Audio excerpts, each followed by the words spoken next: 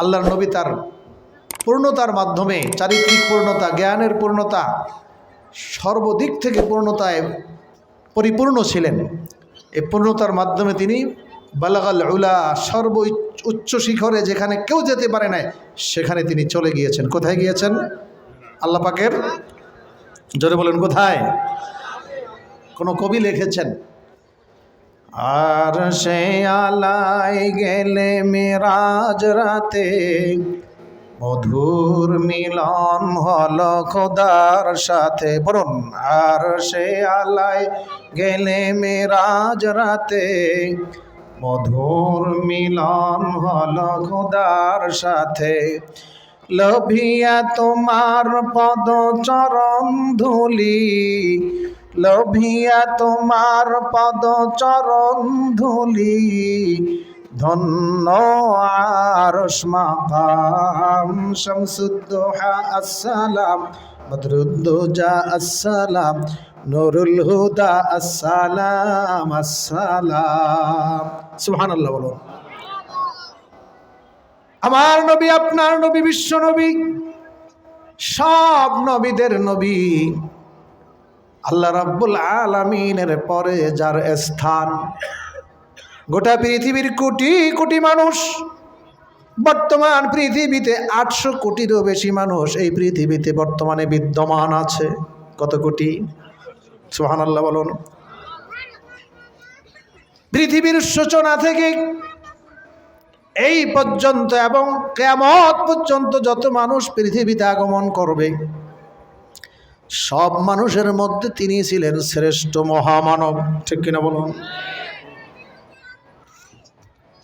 এই শ্রেষ্ঠ মহামানবকে আকাশের মালিক, জমিনের মালিক, আমার মালিক, আপনার মালিক আল্লাহ রাব্বুল আলামিন ফেরেশতা কুলের সম্রাট জিবরিল আলাইহিস সালামের মাধ্যমে দাওয়াত দিয়ে মক্কার বাইতুল্লাহ শরীফ কাবা ঘর থেকে তৎকালীন সময়ে 1 মাস সময়ের প্রয়োজন হতো জেরুজালেম, ফিলিস্তিনের বাইতুল মুকাদ্দাসে যেতে।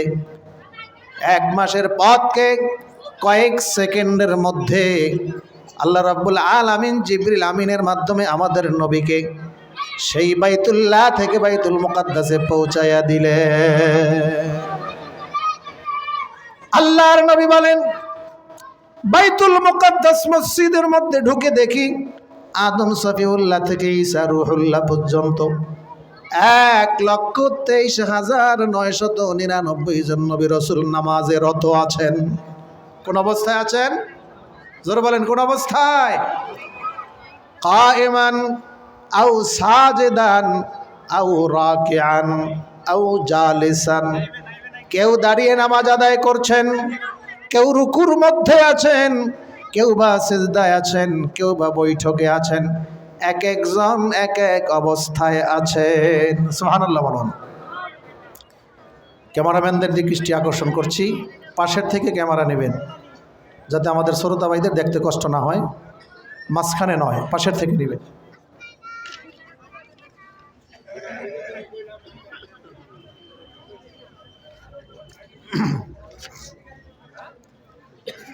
বাইতুল মুকাদ্দাস মসজিদের মধ্যে নবী রাসূলগণ নামাজে লিপ্ত আছেন। আযানাল মুআজ্জিন। যদিও বাক্যটি আমি আরবিতে বলেছি, আপনারা মনে হয় বুঝে ফেলেছেন। কি হলো? কি করা হলো? আযানাল মুআজ্জিন। মুয়াজ্জিন সাহেব কি করলো? মুয়াজ্জিন সাহেব আযান দিয়ে দিল। উকিমাতিস সালাত। ইমামুল মুরসালিন, ইমামুল আম্বিয়া, সকল নবী রাসূলদের ইমাম, এতদিন পর্যন্ত যার ব্যাপারে ঘোষণা ছিল আজকে তিনি প্র্যাকটিক্যাল ইমামতি করবেন। নামাজের ইকামত হয়ে গেল, মেহরাব খালি, ইমাম সাহেবের জায়গা খালি, কেউ দাঁড়ায় না, দাঁড়াইতে সাহস পায় না। কে হবেন আজকের ইমাম? সকল মানুষের পিতা আদম আলাইহিস সালাম, তিনি মনে হয় আজকের ইমাম হবেন না। উপর থেকে এখন পর্যন্ত কোনো নির্দেশ হয় না। সুবহানাল্লাহ বলুন। পুলিশ আসছে, আপনি অ্যারেস্ট, কেন? উপরের নির্দেশ আছে কিনা বলেন? তো যারা উপর থেকে নির্দেশ দেয় তাদের উপরেও নির্দেশ আছে কিনা? সবার উপরে কে? সবার উপরে কে? কুলিল্লাহুম্মা মালিকাল মুলকি তুতিল মুলকা মান তাশাউ ওয়া তানজিউল মুলকা মিম্মান তাশা وتعز من تشاء وتذل من تشاء بيدك الخير إنك على كل شيء قدير জোরে বলুন সুবহানাল্লাহ। রাসূল পাক সাল্লাল্লাহু আলাইহি ওয়াসাল্লাম মক্কা থেকে হিজরত করে মদিনায় গেলেন। মদিনায় যাওয়ার পরে ভিতরের কিছু শত্রু মুনাফিক ইহুদি উস্কানি দিয়ে মক্কার আবু জাহেল, আবু লাহাব, উতবা, সায়েবা সহ মুসলমানদের শত্রুদেরকে উস্কানি দিয়ে মদিনা রাষ্ট্রের উপরে আক্রমণ করার জন্য উৎসাহিত করল। নাউজুবিল্লাহ বলুন। বদরের যুদ্ধ সংগঠিত হলো। বদরে 70 জন কাফের বন্দী হলো, 70 জন নিহত হলো। উহুদের যুদ্ধ সংগঠিত হলো। মুসলমানদের সাময়িক পরাজয় হলো, কিন্তু চূড়ান্ত পর্যায়ে মুসলমানদেরই বিজয় হয়ে গেল। এরপরে 4th হিজরিতে খন্দকের যুদ্ধ সংগঠিত হবে, যেটাকে আহজাবের যুদ্ধ বলা হয়। আহজাব মানে বহুজাতিক বাহিনী, ইহুদি, খ্রিস্টান, মুনাফিক, কুরাইশ, কাফের সহ সব বাহিনী মিলে মদিনা রাষ্ট্রের উপরে আক্রমণ করার ঘোষণা দিল। রাসূল পাক সাল্লাল্লাহু আলাইহি ওয়াসাল্লাম সাহাবায়ে কেরামকে নিয়ে পরামর্শে বসলেন কিভাবে তাদেরকে প্রতিহত করা যায়। সব কাফেররা একমত হয়েছে। এই বর্তমান পৃথিবীর দিকে যদি আমরা তাকাই, এখনো আমরা দেখতে পাই মুসলমানদেরকে মারার জন্য সব কাফেররা একমত। ঠিক কিনা বলুন? তাকিয়ে দেখুন মিয়ানমারের দিকে, তাকিয়ে দেখুন ইরাকের দিকে, তাকিয়ে দেখুন লিবিয়ার দিকে, তাকিয়ে দেখুন বর্তমান ফিলিস্তিনের দিকে, তাকিয়ে দেখুন লেবাননের দিকে, তাকিয়ে দেখুন ইরানের দিকে। গোটা পৃথিবীর কুফরি শক্তি একমত হয়ে মুসলমানদেরকে মারার জন্য তারা ঐক্যবদ্ধ হয়েছে। ঠিক কিনা বলুন? কিন্তু আমরা মুসলমানরা ঐক্যবদ্ধ হতে পারি নাই। এখনো সময় আছে ঐক্যবদ্ধ হওয়ার। সময় আছে কিনা? সময় আছে। বন্ধুরা আমার, বহুজাতিক বাহিনী ঐক্যবদ্ধ হয়ে মদিনা রাষ্ট্রের বিরুদ্ধে আক্রমণ করার সিদ্ধান্ত নিল। আল্লাহর নবী সাহাবায়ে কেরামকে নিয়ে বসলেন কি করা যায়। সাহাবায়ে কেরামের মধ্যে কোনো বর্ণনায় আছে 250 বছর, কোনো বর্ণনায় আছে 3.5 বছর বয়সী সাহাবী হযরত সালমান ফারিসি রাদিয়াল্লাহু তাআলা আনহু নবীকে পরামর্শ দিলেন, আমরা সামনে অগ্রসর হব না তাদেরকে প্রতিহত করার জন্য। আমরা মদিনার একদিকে পাহাড়, অন্য 3 দিকে পরিখা খনন করব, গর্ত করব, কুয়া বানাবো। এমনভাবে কুয়া বানাবো যাতে ওই কাফেরেরা বাহনের উপরে আরোহণ করে টপকায়া যেন আমাদের মদিনার মধ্যে ঢুকতে না পারে। এটাকে খন্দকের যুদ্ধ বলা হয়। খন্দক মানে পরিখা, এটা ফার্সি শব্দ, গর্ত, কুয়া। ভাইরা আমার, ওই গর্ত খনন করার সময় সাহাবায়ে কেরামকে 10 হাত পাশে আর 10 হাত দিকে এক একজনকে আল্লাহর নবী ভাগ করে দিলেন। আমার নবীও সমান ভাগ নিয়ে গেলেন। সকলে মাটি খনন করে, বাংলাদেশের মাটির মতো এত সহজ সরল মাটি নয়। ওই জায়গার মাটি হলো পাথরের ভূমি। পাথর খনন করা, পাথর এটাকে উঠানো, অনেক পাথরের ভূমি কাটা অনেক কষ্টকর বিষয়। রাসূল পাক সাল্লাল্লাহু আলাইহি ওয়াসাল্লামকে একজন সাহাবী এসে বলেন, ইয়া রাসূলুল্লাহ, আমার ভাগে যেই জায়গা পড়েছে অনেক বড় বড় কয়েকটা পাথর, আমি সেই পাথর কাটতে পারি না, আপনার সহযোগিতা চাই। রাসূল পাক সাল্লাল্লাহু আলাইহি ওয়াসাল্লাম নিজে গেলেন, কোদাল হাতে নিয়ে পাথরের উপরে এমন জোরে কোপ মারলেন, পাথর দ্বিখণ্ডিত হয়ে গেল। আল্লাহর নবী সব জায়গায় কয় নম্বর? সব জায়গায় মহাবীর। অনেকে গজলের মধ্যে বলেন, দয়ার নবীজি আমার এতিম ছিলেন। মাইকম্যান, আওয়াজ আর একটু দিতে হবে আমাকে। দয়ার নবীজি আমার গরিব ছিলেন, বলে কিনা? এই পর্যন্ত বলেই শেষ করে দেয়। দয়ার নবীজি আমার সৈনিক ছিলেন, দয়ার নবীজি আমার যোদ্ধাও ছিলেন, দয়ার নবীজি আমার বাদশাহ ছিলেন। ঠিক কিনা বলো? এমন জোরে আঘাত করলেন, পাথর চূর্ণ বিচূর্ণ হয়ে গেল, পাথর থেকে আলোক রশ্মি বের হলো। আল্লাহ নবী বলেন, এই আলোক রশ্মির মধ্যে আমি রোম দেখতে পাচ্ছি, মুসলমানরা বিজয় করবে। আরেক কোপ দিলেন, আঘাত করলেন, ওই আঘাতের মাধ্যমে আলোক রশ্মি বের হয়ে গেল। আল্লাহর নবী বলেন, আমি পারস্যের বিজয় দেখতেছি, আমার সাহাবীরা পারস্য বিজয় করবে। আল্লাহর নবী আরেক পাথরে আঘাত করলেন, আলোক রশ্মি বের হলো। আল্লাহর রাসূল বললেন, আমি আরেকটা রাষ্ট্র দেখেছি, ওই রাষ্ট্র মুসলমানরা বিজয় করবে।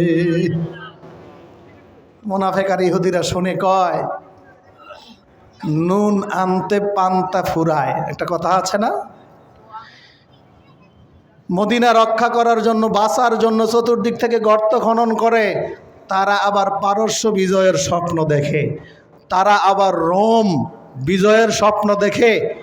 এই সমস্ত কথাবার্তার জবাবে আল্লাহ রাব্বুল আলামিন নাজিল করলেন, কুলিল্লাহুম্মা মালিকাল মুলকি তুতিল মুলকা মান তাশাউ ওয়া তানজিউল মুলকা মিম্মান তাশাউ ওয়া তুইজ্জু মান তাশাউ ওয়া তুযিল্লু মান তাশাউ বিয়াদিকাল খায়র ইন্নাকা আলা কুল্লি শাইইন কাদির। জোরে বলুন সুবহানাল্লাহ।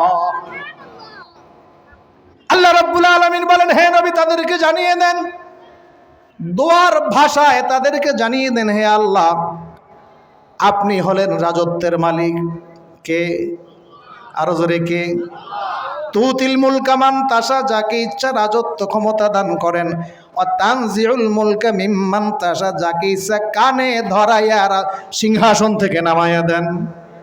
সেই ক্ষমতা আল্লাহর আছে কিনা? আছে কিনা? তুতিল মুলকা মান তাশা ওয়া তানজিউল মুলকা মিম্মান তাশা ওয়া তুইজ্জু মান তাশা ওয়া তুযিল্লু মান তাশা, যাকে ইচ্ছা সম্মানের আসনে বসান, যাকে ইচ্ছা আল্লাহ লাঞ্ছিত, অপদস্থ, অপমানিত করে ছাড়েন। বিয়াদিকাল খায়র, সব কল্যাণ আপনার হাতে। ইন্নাকা আলা কুল্লি শাইইন কাদির, সব কিছু করার ক্ষমতা আপনি রাখেন। ঠিক কিনা বলেন? ভাইরা আমার, এই বর্তমান পৃথিবীতে পরাশক্তি হিসাবে কাজ করছে আমেরিকা। ঠিক কিনা বলুন?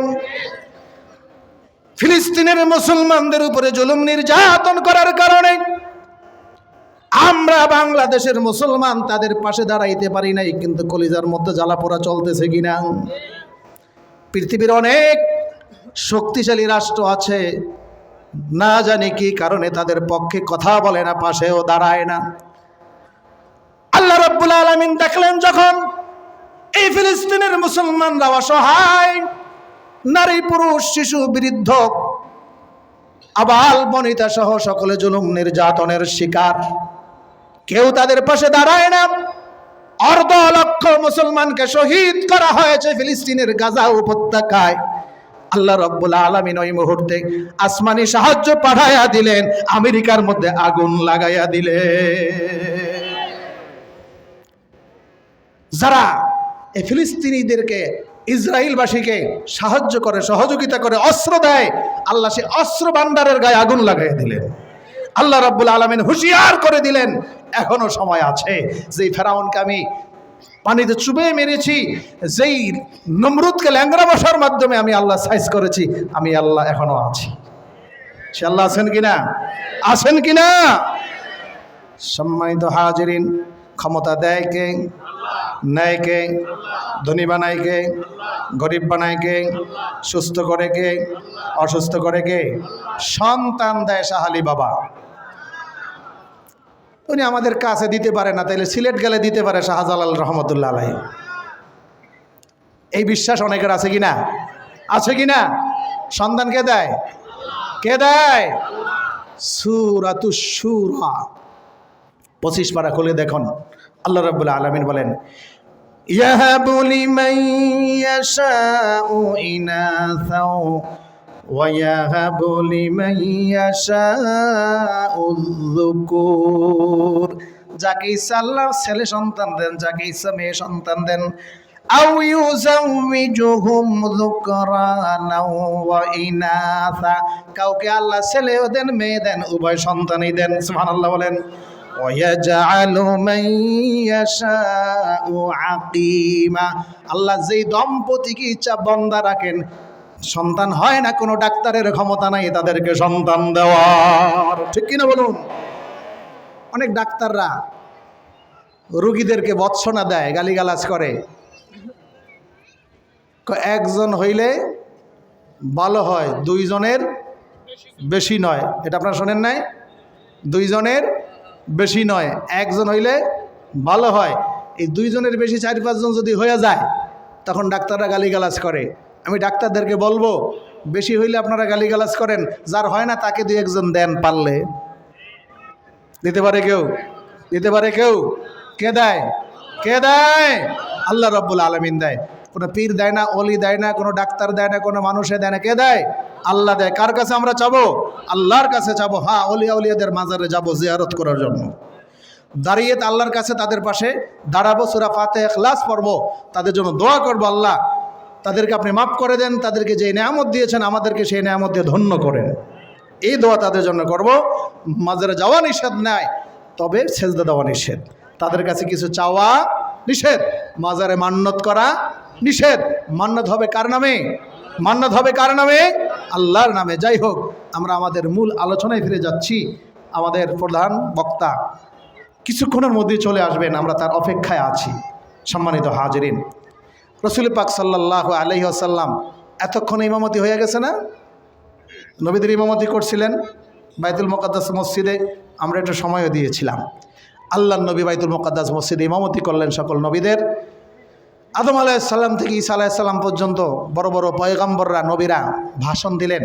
আমাদের নবী সর্বশেষ ভাষণ দিলেন। এরপরে নবীর ঊর্ধ্বগমন শুরু হলো। প্রথমবারেই মেরাজ, মেরাজের অনেক অর্থ আছে। ঊর্ধ্বগমন বাংলা অর্থ, এটার অর্থ লিফটও করা যায়। আমাদের বিল্ডিংয়ের মতো এত ধীরগতি সম্পন্ন লিফট নয়, খুব দ্রুত গতি সম্পন্ন লিফট। সুবহানাল্লাহ বলুন। প্রথম আসমানে চলে গেলেন। জিবরিল আলাইহিস সালাম আসমানের পাহারাদার ফেরেশতাকে বললেন, দরজা খুলে দাও। বোঝা গেল আসমানের দরজা আছে, আছে কি না? ফামা বাকাত আলাইহিমুস সামাউ ওয়াল আরদু ওয়া মা কানু মুনজারিন। যখন কাফের মারা যায়, মুশরিক মারা যায়, বেঈমান মারা যায়, তাদের জন্য আসমানও কাঁদে না, জমিনও কাঁদে না। যখন ইমানদার মারা যায়, আসমান কাঁদে, জমিন কাঁদে।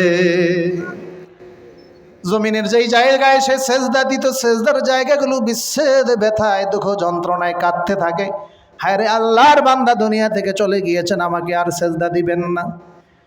আসমানের একটি দরজা দিয়ে বান্দার রিজিক, আসমান থেকে বাজেট হওয়া রিজিক অবতরণ করত, নাজিল হইত। বান্দা মারা যাওয়ার কারণে সে দরজা দিয়ে আর রিজিক নাজিল হবে না, অবতরণ করবে না। বান্দার বিচ্ছেদ ব্যথায় সেই দরজাটি ক্রন্দন করতে থাকে। আরেকটি দরজা দিয়ে বান্দার আমল আল্লাহর দরবারে উপরে উঠত, আর সে আজিমে যেত, সেই দরজাটিও কাঁদতে থাকে। আল্লাহর বান্দা আর পৃথিবীতে নাই, তার কোনো আমল আর আমার দরজা দিয়ে উঠবে না। কথা বুঝে আসছে? কথা বুঝে আসছে? তাহলে আমরা যে নামাজ রোজা করি, জমিনে থাকে না আকাশে চলে যায়? আকাশে চলে যায়। প্রথম আকাশে নবী চলে গেলেন, দরজা খুলতে বলা হলো। কে দরজা খুলতে বলে? আনা জিবরিল। সাথে কেউ আছে? মুহাম্মদ সাল্লাল্লাহু আলাইহি সাল্লাম। তাকে আনতে পাঠানো হয়েছে, হ্যাঁ তাকে আনতে পাঠানো হয়েছে আমাকে। প্রথম আসমানে গেলেন, দেখা হয়ে গেল হযরত আদম আলাইহিস সালামের সাথে। কার সাথে? কার সাথে? আমি নামগুলো বলে দেই, এরপরে বিস্তারিত। প্রথম আসমানে আদম আলাইহিস সালাম, দ্বিতীয় আসমানে দুইজন নবী, হযরত ঈসা আলাইহিস সালাম এবং ইয়াহইয়া আলাইহিস সালাম। কয়জন মনে রাখতে পারবেন তো? প্রথম আসমানে কে? দ্বিতীয় আসমানে ঈসা এবং ইয়াহইয়া আলাইহিস সালাম। 3 নম্বর আসমানে হযরত ইউসুফ আলাইহিস সালাম। 4 নম্বর আসমানে হযরত ইদ্রিস আলাইহিস সালাম। 5 নম্বর আসমানে হযরত মুসা নবীর ভাই হারুন আলাইহিস সালাম। 6 নম্বর আসমানে হযরত মুসা আলাইহিস সালাম। 7 নম্বর আসমানে জাতির পিতা, কি নাম? কি নাম? হযরত ইব্রাহিম আলাইহিস সালাম। আমরা খুব সংক্ষেপে উপরে উঠব। আদম আলাইহিস সালামের সাথে দেখা হলো, সালাম বিনিময় হলো, মাহরাবা আহলান সাহলান হলো। দ্বিতীয় আসমানে দুইজন কি নাম? ঈসা এবং ইয়াহইয়া আলাইহিস সালাম। দেখা হলো, সালাম বিনিময় হলো, কুশল বিনিময় হলো, কথাবার্তা হলো। তৃতীয় আসমানে ইউসুফ আলাইহিস সালাম, সালাম বিনিময় হলো, কথাবার্তা হলো, কুশল বিনিময় হলো। চতুর্থ আসমানে ইদ্রিস আলাইহিস সালাম, একই অবস্থা। পঞ্চম আসমানে হারুন আলাইহিস সালাম, একই অবস্থা। ষষ্ঠ আসমানে কে? মুসা আলাইহিস সালাম, একই অবস্থা। সপ্তম আসমানে যাওয়ার পরে হযরত ইব্রাহিম আলাইহিস সালাম একটু সময় নিলেন, কিছু গুরুত্বপূর্ণ কথাবার্তা আমাদের নবীকে বললেন। সুবহানাল্লাহ বলুন।